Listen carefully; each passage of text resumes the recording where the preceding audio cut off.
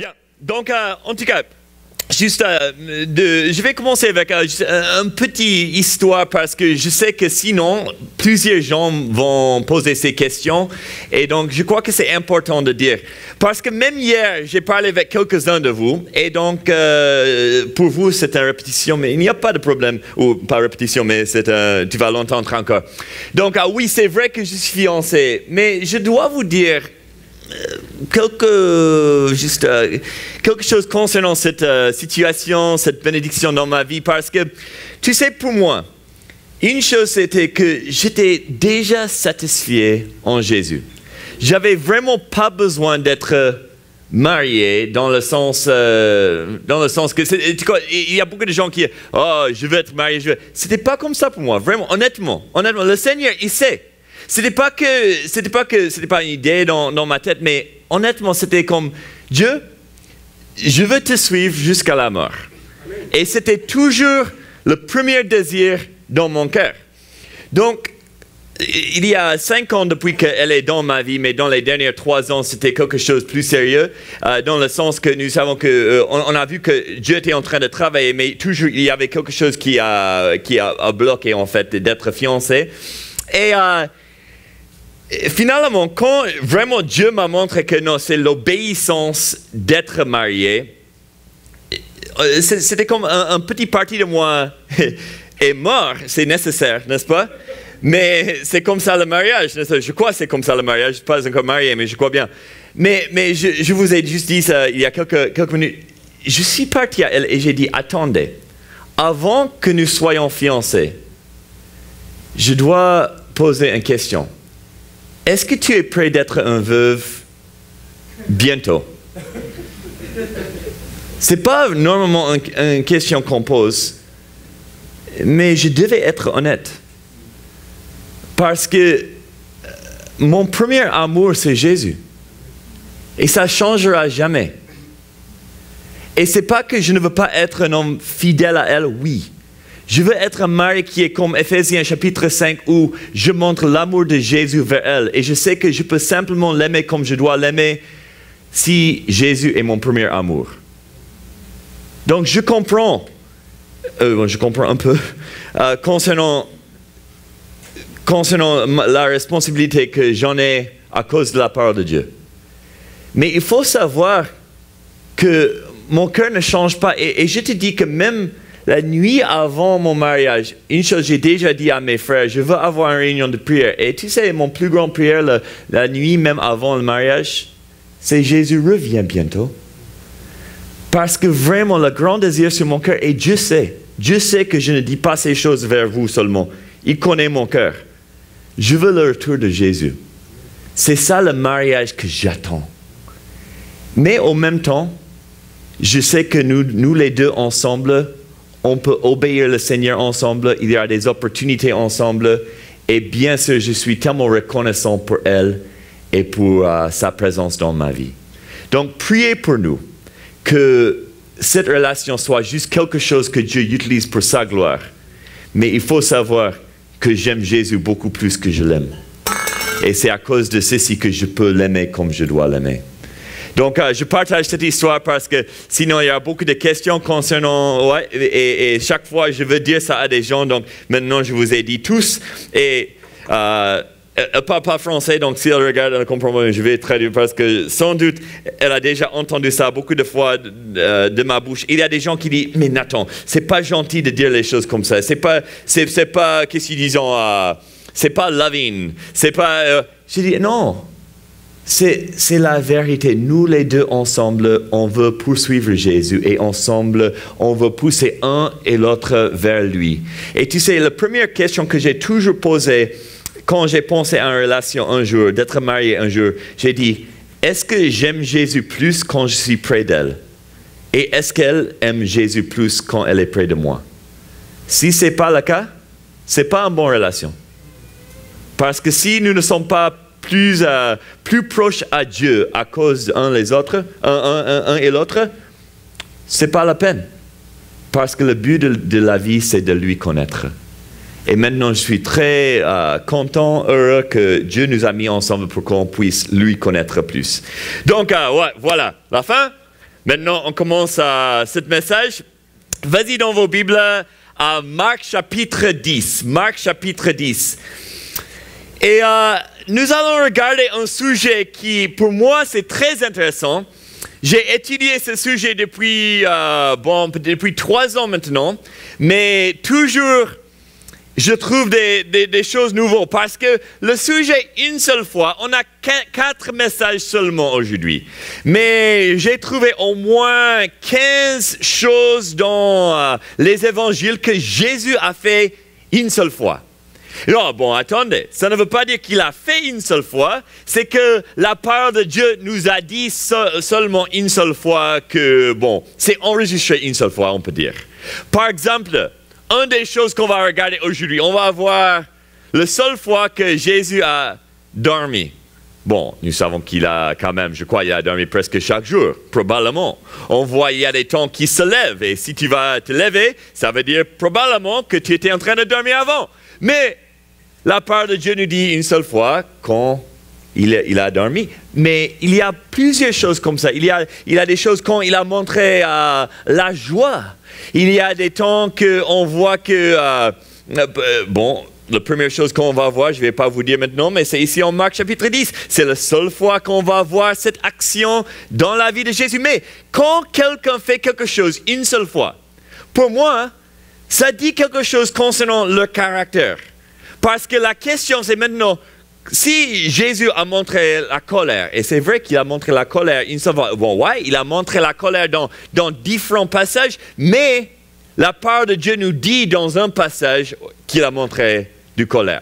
Donc, si ça dit que c'est ici qu'il montre une action spécifique, ça me dit quelque chose concernant mon Sauveur. Et je veux lui connaître. Donc, par exemple, si tu es mon ami, et il y a une seule fois que je vois la colère, maintenant j'attends et je dis, attendez, ça dit quelque chose concernant ton cœur.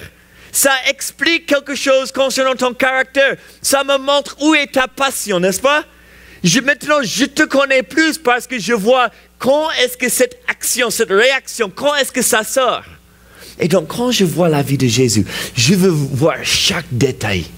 Je veux savoir, en anglais, ils disent « What makes you tick ?» Ça veut dire, quelles sont les choses qui te plaisent? Quelles sont les choses qui te gênent? Quelles sont les choses qui t'amènent à une certaine réponse? Je veux savoir toutes les choses comme ça concernant mon Jésus. Parce que si je peux savoir comment il pense, maintenant, je peux lui plaire. Parce que c'est ça le désir sur mon cœur. Ce n'est pas de lui plaire parce que je dois lui plaire. Non, je peux lui plaire. Encore, si tu as un ami, un bon ami, ce n'est pas que ton ami va dire, OK, maintenant, dès que nous sommes des amis, alors, je vais écrire les 10 choses que je veux que tu fasses chaque jour. Et maintenant, je dis, OK, alors, donc je dois faire ces 10 choses. Et si je fais ces 10 choses, tu seras content. Si je ne les fais pas, il y aura un problème dans notre relation. Attendez, avec Dieu, ce n'est pas des règles. Non, c'est une relation. Et si vraiment nous voulons être des bons amis, ça va commencer de te connaître et aussi de me connaître. Et dès que je connais comment tu penses et ce que tu veux et ce que tu ne veux pas, je ne fais pas ces choses pour avoir une relation. Je fais ces choses à cause de notre amitié qui existe déjà, n'est-ce pas? Et donc, avec Jésus aujourd'hui, je veux que ça soit un temps précieux dans sa présence. Je veux que maintenant, jusqu'à 16h cet après-midi, qu'ensemble, nous pouvons trésorer, nous pouvons lui connaître, nous pouvons lui aimer plus que ce matin.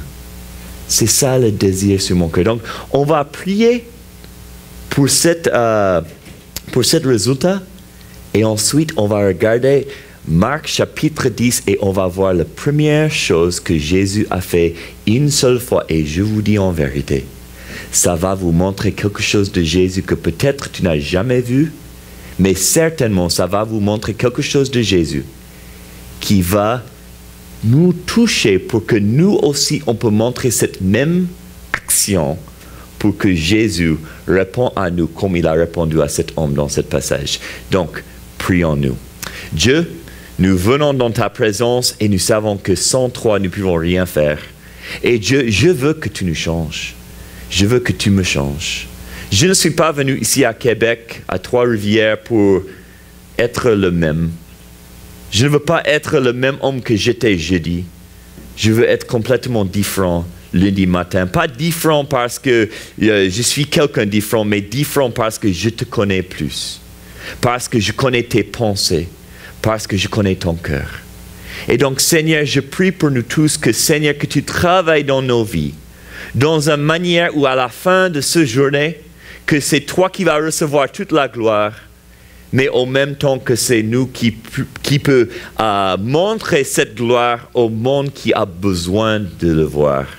Et Dieu, je prie que si je dis quelque chose, même si c'est juste une petite chose qui n'est pas dirigée de ton esprit, oh Dieu, enlève ces pensées de toutes les pensées, les têtes des gens qui sont là, qu'ils n'ont aucune mémoire de ceci.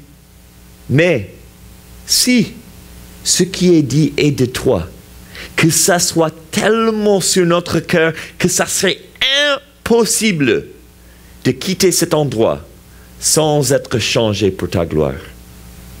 Je prie ces choses au nom puissant de mon Sauveur, Jésus, qui est le Christ. Amen. Amen. Donc, Marc chapitre 10, et vous êtes déjà là, nous allons regarder versets 46 jusqu'au fin du chapitre 53. Mais avant de lire ce passage, ces Écritures, je vais vous donner un exemple parce que quelle est cette seule chose qu'on va voir ici? Dans la vie, si tu es avec quelqu'un, c'est intéressant de voir quand quelqu'un arrête. Par exemple, j'ai un neveu et il a 4 ans. Et si nous marchons ensemble, c'est intéressant parce qu'il veut arrêter pour n'importe quoi, n'est-ce pas? Il voit une petite pierre, donc il va arrêter pour cette pierre. Et maintenant, il veut garder cette pierre. Peut-être il y a une branche d'un arbre et il veut prendre cette branche et maintenant il veut garder cette branche. N'importe quoi qu'il voit, il arrête.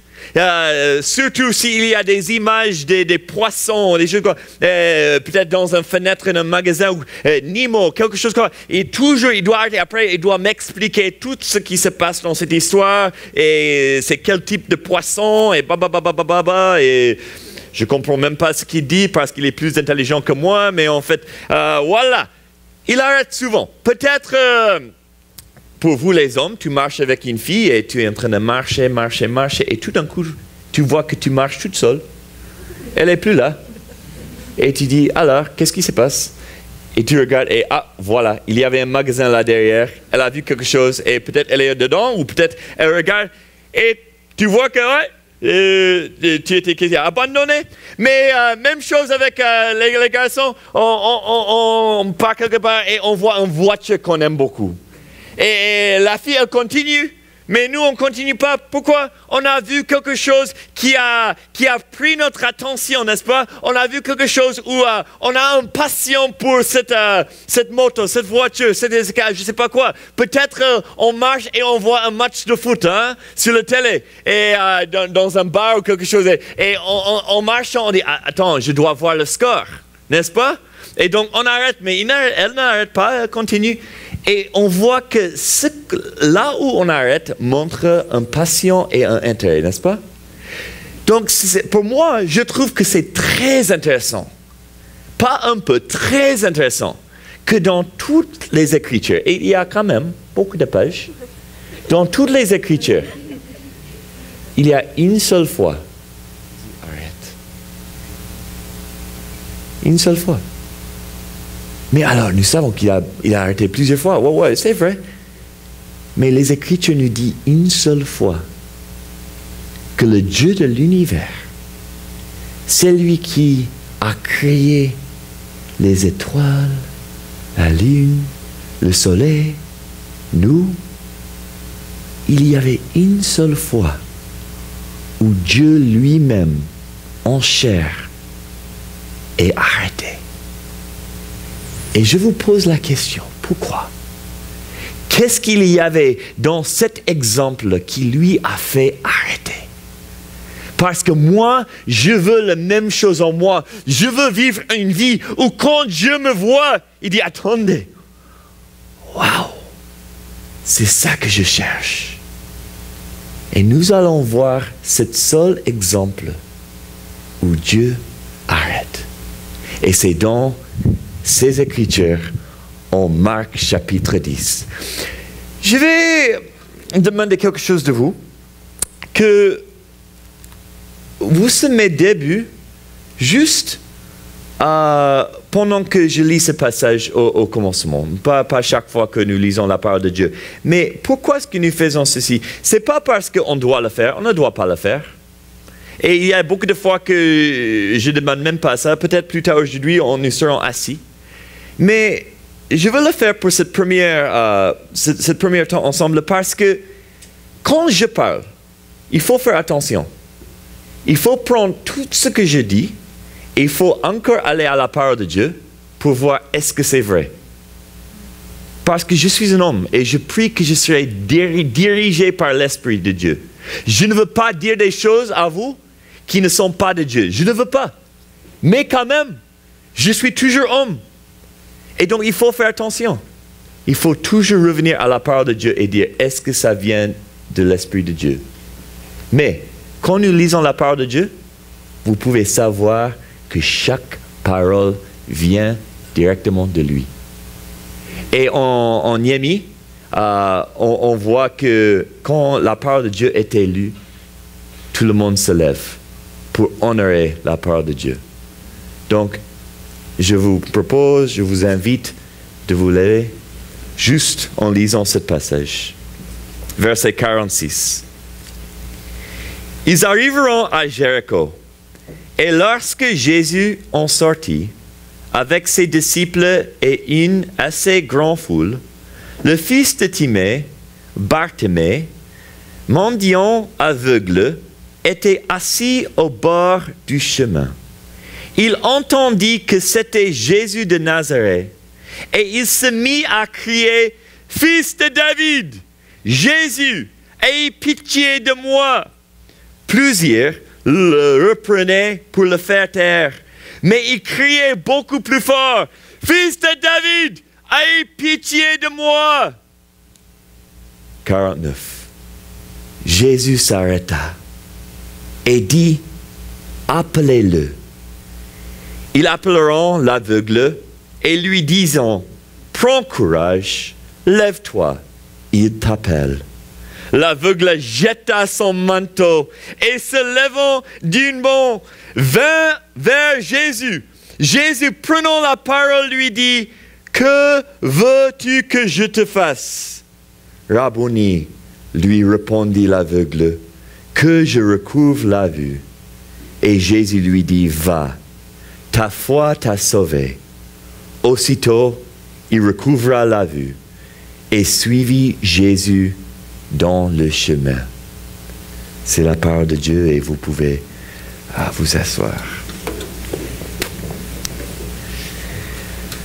Dans ce passage, je veux que nous comprenions la situation qui se passe autour de cette histoire parce qu'on va mieux comprendre ce que Jésus fait dans quelques instants. Et ça dit qu'ils arriveront à Jéricho. Et ensuite, nous voyons qu'il y avait un assez grand foule. Il y a des fois dans les Écritures que ça dit qu'il y avait une foule ou un grand foule, mais ici c'était une assez grande foule. L'idée qu'il y avait beaucoup de gens, mais pourquoi est-ce qu'il y avait beaucoup de gens? Ok, l'endroit c'était Jéricho, c'est important. Mais aussi le temps était important. Si vous voyez le passage qui suit en chapitre 11, c'est quelle histoire? Ok, l'entrée de Jésus à Jérusalem. Quelle fête est pendant ce temps? Pâques, voilà. Et pendant cette fête de Pâques, il y avait, disons, dans ce jour-là, il disait vers 200 000 gens qui venaient à Jérusalem pour célébrer. Et Jéricho, c'était un jour de voyage, pied, entre là et Jérusalem. Donc, normalement, les gens ont arrêté à Jéricho pour passer la nuit et ensuite, le jour après, ils font le voyage jusqu'à Jérusalem. Donc, pendant ce temps, il y avait beaucoup de gens qui venaient pour cette fête de Pâques. Mais la fête de Pâques, est-ce que c'était une fête sociale? Non, c'était une fête religieuse, n'est-ce pas? Et s'il y a une fête religieuse, les gens se sentent un peu religieux. Alors, les gens veulent peut-être plaire à Dieu. Ça veut dire que c'est un temps où ils veulent montrer leur amour pour Dieu. Je vois ça souvent dans mes pays. Par exemple, mes pays, j'ai plusieurs. Sénégal, Égypte, Niger. Et tous les trois pays sont des pays islamiques. Et donc, maintenant, nous sommes dans le mois de quoi? Ramadan, voilà. Pendant Ramadan, les gens sont très religieux. Ils donnent l'argent aux pauvres souvent. Et ils jeûnent. Et dès qu'ils jeûnent, ils se mettent comme... ils sont en douleur. Alors, ils sont toujours fatigués. Ça montre. Parce qu'ils veulent que les gens savent qu'ils jeûnent quand même. Il y a des gens qui ne font pas ça, mais la plupart, je te dis que vraiment, ils ne font pas ça.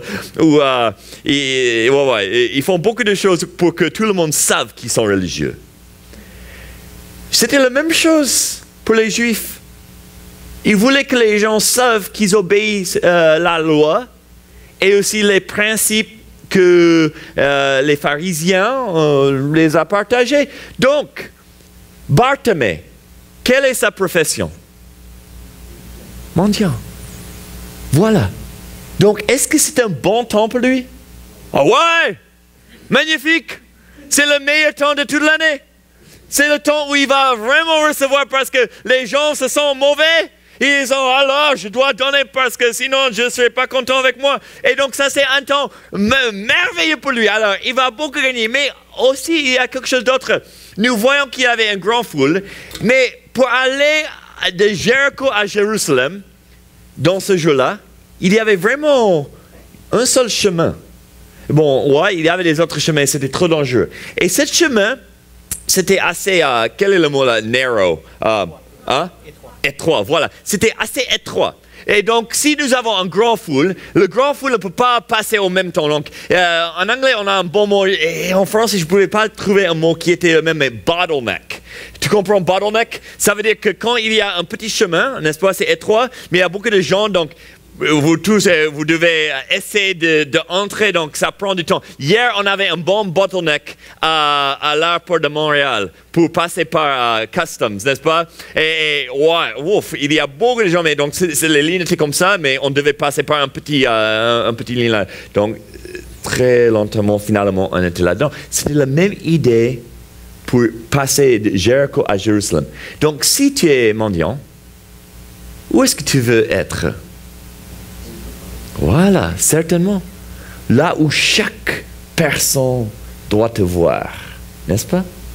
Et donc, j'imagine, je ne sais pas, mais j'imagine que Bartimée était assez intelligent, qu'il a su le meilleur endroit pour bien gagner ce qu'il avait besoin. Et donc, on ne sait pas, mais on voit que c'était sur ce voyage entre Jéricho et Jérusalem, et ça dit que lorsque Jésus en sortit, donc il est sorti de Jéricho avec ses disciples, cette grande foule, il y a cet homme, Bartimée. Mais on veut commencer pour voir ce désespoir qui existe dans cette histoire. Donc la première chose, regarde le désespoir, mais aussi avec le désespoir, cette desperation, c'est désespoir, mais ouais, désespoir, il y a un autre mot qui... quoi? Désespéré, voilà, plutôt ceci. Donc, en tout cas, regarde cette attitude en Bartimée. Parce que ça sort, c'est assez évident. La première chose, nous voyons que les foules disent que Jésus de Nazareth est là, n'est-ce pas? Et quand il entend que c'est Jésus de Nazareth, on va revenir à cette idée un peu plus tard, mais il commence à crier. Et ce que j'aime concernant ces cris, c'est qu'il crie et il n'a pas souci de ce que les gens autour de lui pensent. Et ça, c'est très important. qu'une des premières choses, c'est si vraiment tu veux une vie où Dieu arrête pour toi, il ne faut pas avoir crainte de ce que les gens vont dire. Amen. Si tu penses à des autres, tu ne vas jamais suivre Jésus. Jamais. Il faut pas. Vous, c'est pas. Je ne serai pas devant vous un jour sur le jour de jugement. Ce n'est pas toi qui vas me juger. Mais je sais qui serait ce juge. Et en 2 Corinthiens chapitre 5, 9 et 10, ça nous parle de ce jour-là. Et ça dit que, bon, en français, en anglais je peux vous dire, mais il faut que je lis parce que je ne veux pas mal dire la parole de Dieu. Il faut pas, tu ne dois pas tourner, mais bien écoutez, qu'un jour, nous serons devant lui, et que ça dit que, car il nous faut tous comparaître devant le tribunal de Christ, afin que chacun reçoive selon le bien ou le mal qu'il aura fait, étant dans son corps. Et donc, une des premières choses que Bartimée aussi a vu, il a vu que non, je n'ai pas l'espérance sauf en lui. J'ai besoin de ce qu'il a. Et donc, il a commencé à crier. Mais qu'est-ce que les foules ont dit? Parce qu'imagine, ils sont dans un temps religieux. Alors, il y a cette attitude entre eux. C'est un temps qui est pas silencieux, mais en fait, on dit... même en anglais, j'ai oublié le mot. Qu'est-ce qu'ils disent quand il y a voilà, introspection, ça donne l'idée, ouais, l'introspection. Et tout d'un coup, on a cette mendiant qui dit « Jésus !» et crie, et dit « Fils de David, aie pitié de moi !» Attendez, est-ce que tu n'es jamais dans une réunion où quelqu'un a fait quelque chose qui n'était pas propre selon tes pensées? Et tout le monde dit « lui là, qu'est-ce qu'il fait ?» Même l'autre jour, il y a 2 semaines, j'étais dans un autre pays et en train de prêcher. Et un homme est venu à côté de moi là-haut pendant le message. Et je dis, c'est quoi ça? Qu'est-ce qui se passe? On va partager ensemble. Et il est venu, il a commencé à parler dans mon oreille. Et il y a 300 personnes là qui écoutent. Mais ils ne savent pas ce qu'il dit. Et c'était un peu bizarre. C'était pas normal. Mais il voulait juste que j'arrête le message pour prier pour certains gens. C'était un peu bizarre, mais si l'Esprit lui a guidé, on l'a fait. J'ai arrêté tout de suite et j'ai dit, on va prier. Il ne voulait pas que je termine, c'est juste que je devais prier à ce point-là. Et il y a beaucoup de fois dans le ministère, probablement, Adama, tu as eu ça beaucoup de fois, surtout en Afrique parce qu'on a la liberté de l'esprit, n'est-ce pas? Et donc, il y a beaucoup de fois que les choses se passent où ce n'était pas planifié. Ça, ce n'était pas planifié.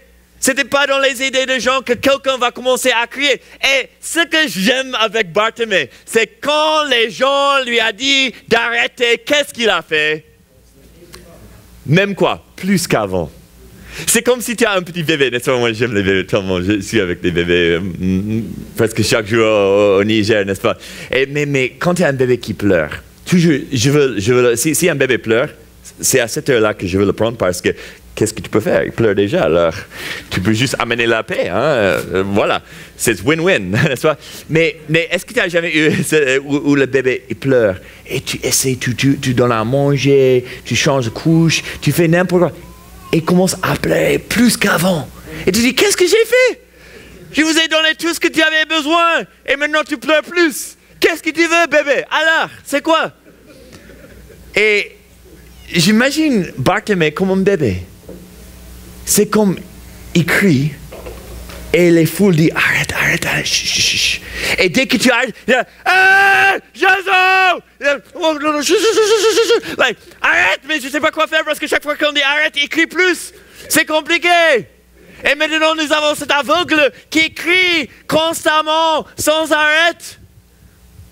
Mais je vous dis qu'il y a quelque chose là pour nous tous.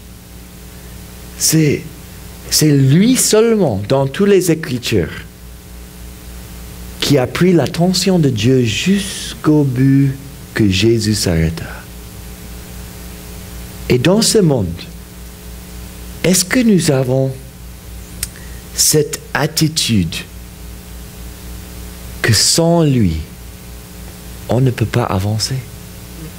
Sans lui, on ne peut pas avoir ce qu'on a besoin parce que c'est lui seulement qui peut nous donner ceci.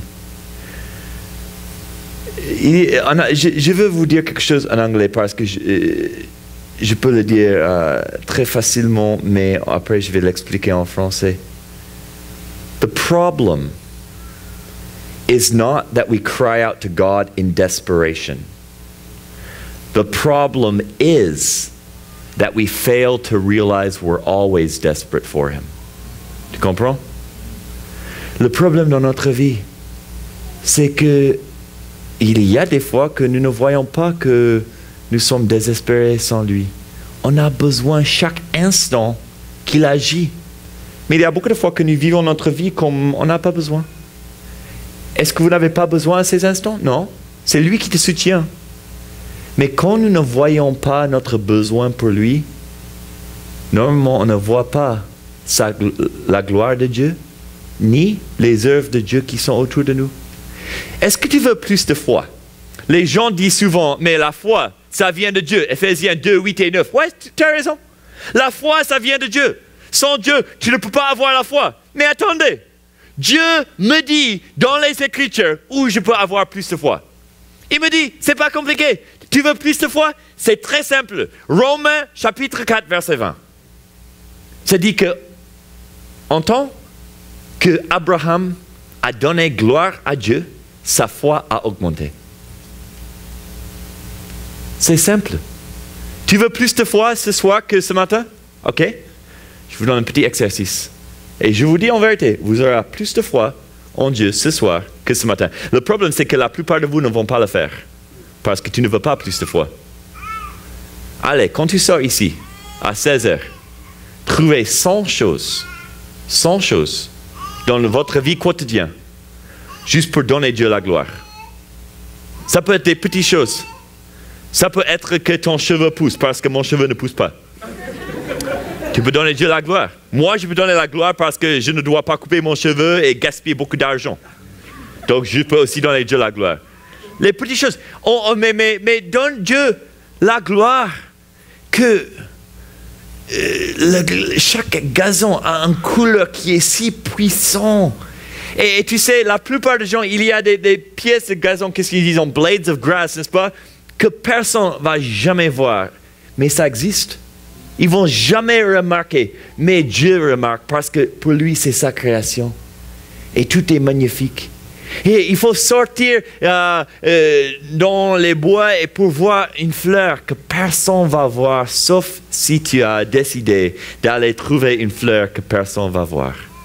Et dire, waouh Dieu, tu as mis des détails incroyables dans cette fleur que personne aurait vu si tu ne m'avais pas donné l'idée d'aller chercher cette fleur aujourd'hui. Ça, c'est la gloire de Dieu. Dieu est tellement glorieux.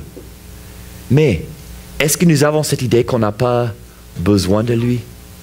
Chaque instant, chaque respiration que nous prenons, tout le monde, attends, prenez un peu d'air.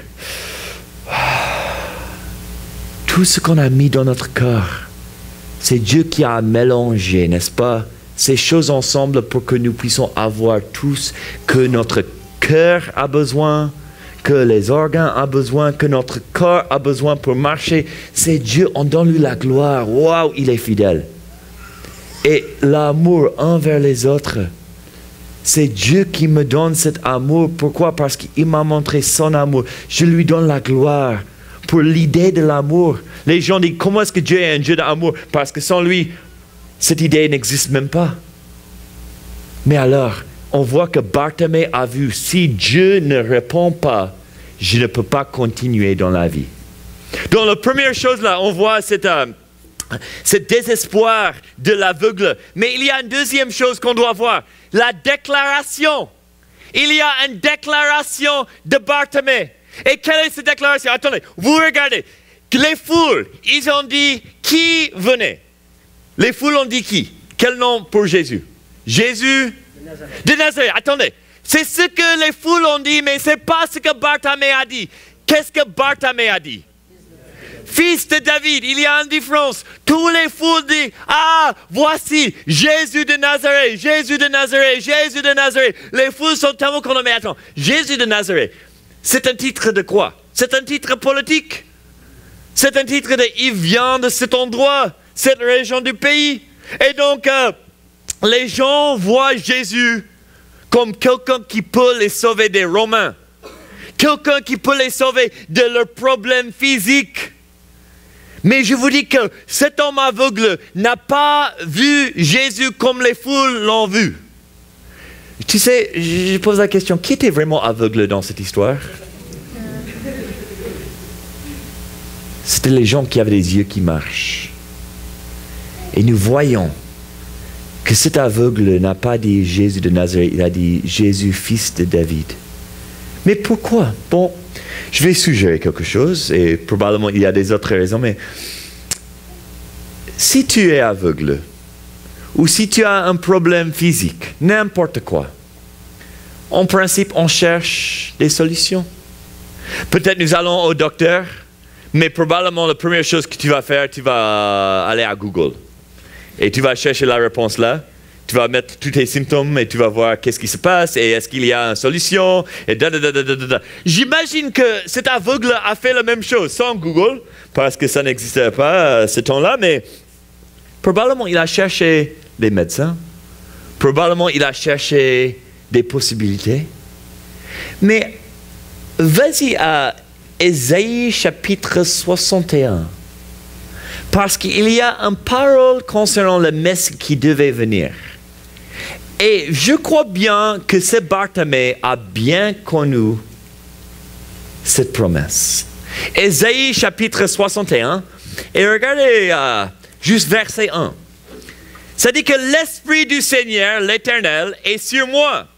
Car l'Éternel m'a c'est ça, ouais? C'est comme ça qu'on dit. Ouais. Pour porter de bonnes nouvelles aux malheureux, il m'a envoyé pour guérir ceux qui ont le cœur brisé, ok? Pour proclamer aux captifs la liberté et aux prisonniers la délivrance, pour publier une année de grâce de l'Éternel et le jour de vengeance de notre Dieu, pour consoler tous les affligés, pour accorder aux affligés de Sion, pour leur donner un diadème au lieu de la cendre. Et ça continue. Mais au début là, pour proclamer aux captifs la liberté, il y a une phrase, et malheureusement dans cette version, ça ne dit pas cette phrase, mais parce que si vous connaissez les écritures de tout manuscrit, c'est pas compliqué, mais peut-être quelques-uns de vos versions, ils ont cette phrase-là. Mais aussi pour donner sight to the blind, quoi? Vision, voilà. La vision aux aveugles. Mais quand ça parle et aussi c'est répété en Luc chapitre 4 quand Jésus est venu, n'est-ce pas? Il a dit, voici c'est moi, donc ce passage. Mais quand tu vois cette Messie qui devait venir, ça parle que c'est lui qui amène cette liberté à ceux qui sont captifs. Et ça parle, pas là dans ce passage, mais ça parle que aussi il amène la vision à les aveugles. Et on voit ça souvent.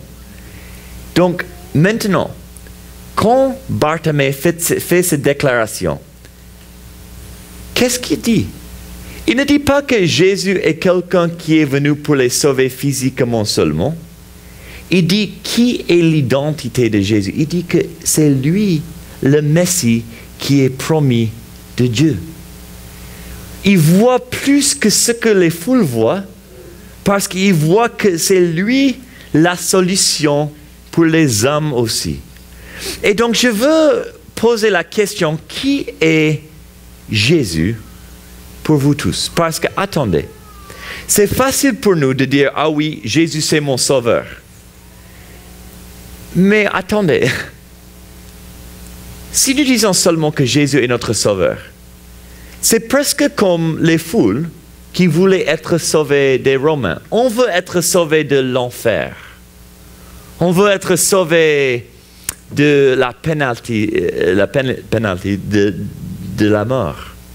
Et ouais, c'est vrai que Jésus a fait ça, mais ça ne me dit pas qui il est, ça dit ce qu'il a fait. il y a une différence. Beaucoup de fois, on veut simplement ce que Dieu peut faire pour nous, mais on ne veut pas qui il est. Parce que, attendez, qui il est, c'est Jésus, c'est le fils de David. C'est lui le Messie de Dieu. Et le Messie de Dieu, c'est celui qui est venu de Dieu, c'est le Fils de Dieu. C'est Dieu lui-même en chair. Nous voyons ceci en Colosse chapitre 1. Et donc, je pose la question, est-ce que avec toi et Dieu, tu dis, ah ouais Dieu, tu es mon sauveur, donc je te donne mon âme? Ou est-ce que nous voyons Jésus comme Seigneur? Parce que quand nous voyons qu'il est Seigneur, on va voir la réponse de Bartimée et vous allez voir que la réponse de Bartimée, c'est la réponse de quelqu'un qui voit Jésus pour qui il est, pas simplement pour ce qu'il peut faire. Attendez, je te donne un exemple. Quand tu achètes quelque chose sur Amazon ou quelque chose sur iTunes ou n'importe quel website, n'est-ce pas? Il y a une petite boîte qu'il faut cliquer, n'est-ce pas? Et cette boîte, c'est pour... quand tu cliques, quel est le contrat? Qu'est-ce que tu dis? Ah, ouais, tu es d'accord avec les termes, n'est-ce pas, et les conditions? Voilà, tu acceptes. Mais tu ne sais même pas ce que ça veut dire. Tu n'as pas lu. Peut-être il y a une seule personne dans cette salle qui a lu le contrat. Peut-être. Je ne vais même pas demander parce que c'est lui qui a lu. Pourquoi est-ce que tu as gaspillé ton temps? Je blague. Au moins tu as lu. Mais on clique, on dit j'accepte. Mais on ne sait même pas ce qu'on accepte. Mais avec Jésus, tu sais, je crois que beaucoup de nous, on ne sait même pas qui on a accepté. On sait ce qu'on a accepté. On sait ce qu'on veut. Mais on ne comprend pas les termes et les conditions. Je vous donne un exemple. Qui a juste, est-ce que je peux avoir juste un feuille? Si tu peux enlever, voilà. Très bien, merci beaucoup. Donc, la différence entre le monde, non, pas le monde, entre les idées des chrétiens et la parole de Dieu, c'est comme ça. Par exemple, si nous sommes comme beaucoup de chrétiens, on va écrire « Dieu, je te donne mon âme, sauve mon âme, sois mon sauveur. » Et ensuite, Dieu va signer. C'est comme ça qu'on traite Dieu. Mais ce n'est pas ça qu'il veut. Ça, c'est ta vie. Et tu sais, on n'écrit pas ce qu'on donne à Dieu. On signe en bas. Je signe Nathan Bramson. Et après, je donne à Dieu. Je dis, tu es Seigneur. Maintenant, c'est toi qui vas écrire le contrat. Et ça ne fait aucune différence ce que tu écris. Parce que ce n'est pas ce que tu demandes de moi. C'est qui tu es. Et dès que je sais que Jésus m'aime plus que j'aime moi-même, et lorsque je comprends que Jésus est déjà mort pour moi, il n'y a pas un plus grand amour. Comment est-ce que je ne peux pas avoir confiance en son amour plus que mon propre amour pour moi-même? C'est même bizarre que je pense que c'est le cas. Et donc, Bartimée a connu qui il est. Ouais, et en savant qui il est, il a aussi compris ce qu'il pouvait faire. Donc, voyez, il fait cette déclaration.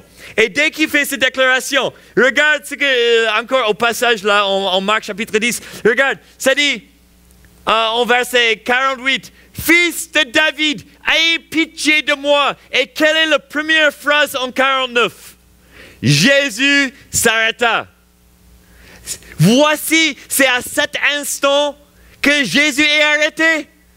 C'était à cette déclaration qu'il est le fils de David, que c'est lui le Messie, parce que Jésus entend toutes ces voix. Mais tout d'un coup, dans les foules, il entend une seule voix qui a bien compris. Il dit, attends, j'ai entendu mon identité. Je demande, est-ce que dans ta vie, Jésus entend que tu comprends qui il est, pas ce qu'il va faire, qui il est.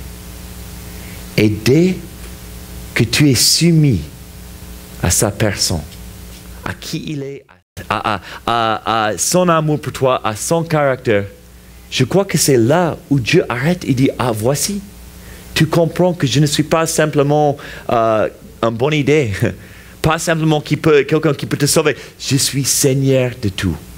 Souvent, tu sais ce que nous faisons? Luc chapitre 10, verset 40, mais 40 à 42. C'est l'histoire de Marie et Martha, n'est-ce pas? Et tu te souviens bien de cette histoire. Là où Martha est en train de travailler dans la cuisine et Marie est au pied du Seigneur. Et quand Martha vient au Seigneur, qu'est-ce qu'elle dit? Elle dit, Seigneur, je peux le dire en anglais encore, mais on va dire proprement. Lord, do you not care that I am left to serve alone? Tell her to help me. Regarde verset 40. Seigneur, cela ne te fait-il rien que ma sœur me laisse seule pour servir? Dis-lui donc de m'aider. Tu as bien entendu? Elle a dit Seigneur, et ensuite elle a dit au Seigneur quoi faire. Ça ne marche pas. Il ne faut pas appeler Jésus Seigneur et ensuite lui dire quoi faire. Qu'est-ce que Bartimée a dit? Aie pitié de moi. Ce qu'il n'a pas dit. Il n'a pas dit, bon, je suis assez digne quand même. Je reçois l'argent, mais en fait, je donne encore beaucoup à mes amis. Et tu sais, quand même, moi aussi, j'y vais à Jérusalem pour cette fête de Pâques. Aussi, je sais qui tu es. Hein? Tu es le fils de David. J'ai bien dit, n'est-ce pas? Tu es bien arrêté pour moi. Non. Il n'a jamais dit quoi faire. Il a dit, aie pitié de moi. Il a su que dans la présence de Dieu, il n'avait pas le droit de dire à Dieu ce qu'il doit faire. Mais il a su que Dieu lui aime. Et c'est ça la différence entre les gens qui vont à Dieu pour recevoir seulement et les gens qui vont pour lui connaître. Jésus vous aime plus que vous aimez toi-même. Il faut avoir confiance en son amour. Et donc, attendez, il y a quelque chose de très important, deux choses importantes avant de terminer. Je sais que c'est 10h30, mais tu m'as dit 45 minutes, n'est-ce pas? Donc, ouais, j'ai fait 35 minutes seulement jusqu'à... Donc, je vais bientôt arrêter, mais deux choses ici. Le premier, c'est, regarde, quand Jésus est arrêté, il a dit, appelle-le. Mais qu'est-ce que le passage dit? Ça dit deux choses qui sont importantes. Ça dit que, voilà, verset 50, l'aveugle jeta son manteau et se levant d'un bond. Ok. L'autre, c'est important. Donc, il a un manteau. Si tu es aveugle, le manteau, pourquoi est-ce que c'est important? Bon, le manteau, je connais beaucoup de mendiants au Niger. Ils sont partout. Il y a beaucoup aussi qui sont aveugles et leur manteau, c'est assez important parce que si je suis mendiant et je suis là en train de travailler, je mets ça devant moi ou peut-être même c'est sous moi. Et donc comme ça, quand les gens jettent des pièces vers moi, ça peut bien attraper les pièces, je peux mettre tout là-dedans parce que je ne peux pas voir et en fait tout est là. Et donc cet manteau, ça montre mon espérance physique. Ça montre mon soutien pour demain. Ça montre mon assurance dans le sens que dans le futur, ma confiance est dans les choses que j'en ai ici. Mais regarde ce qui se passe. Quand Jésus a dit « appelle-le », quelle est la première chose qu'il a fait? C'est pas que je sais qu'il n'a pas porté ça. Tu sais pourquoi je sais que c'était là et pas sur lui? Parce que c'est dit qu'il a jeté son manteau et ensuite il se leva. Si tu portes, tu ne vas pas l'enlever et après se lever. Je sais que c'était là. Mais ça dit que la première chose qu'il a fait, il a pris ce manteau sur le meilleur jour de l'année, avec toutes les pièces qui sont là-dedans, avec tout ce qu'il a eu déjà. Et il a pris et il l'a jeté. Il avait des foules. Ça veut dire qu'il ne va jamais rattraper ces pièces. Il ne va jamais retrouver les choses qu'il a perdues. Mais tu sais pourquoi il a jeté? Parce qu'il a su qu'il ne va jamais retourner à ce manteau. Jamais. Sa confiance était si complète en Dieu qu'il a su l'instant que Dieu lui appelait que la vie sera jamais la même. Et ce matin, je veux poser une petite question, mais c'est très grand aussi. Quel est votre manteau? Quel est votre soutien? Les choses que tu dis, si Dieu ne marche pas pour moi, j'en ai toujours mon manteau. Quelles sont les choses que, si Dieu n'est pas fidèle, qu'alors je peux retourner à ça? Quelles sont les choses où tu dis, je vais mélanger un peu de Dieu et un peu de ça? Ça peut être n'importe quoi. Je vous pose, quel est le manteau entre toi et Jésus aujourd'hui? Jésus arrête pour les gens qui disent qu'il est plus important que tous leurs rêves, que tout leur soutien physique, que toutes les idées du monde. Jésus arrête pour celui qui n'a pas peur des foules, mais celui qui dit, tu es mon seule espérance.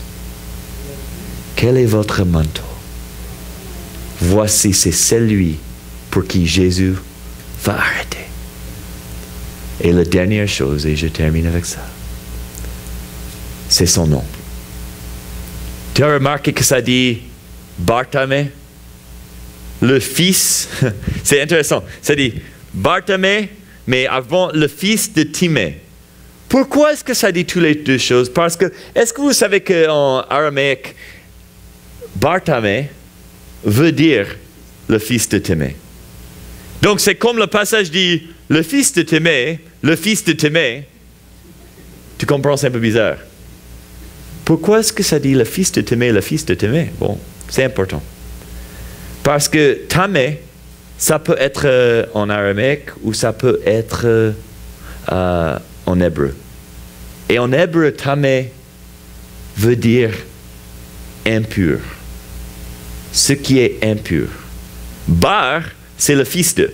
Donc, si c'est le fils de Tamé, c'est le fils de celui qui est impur.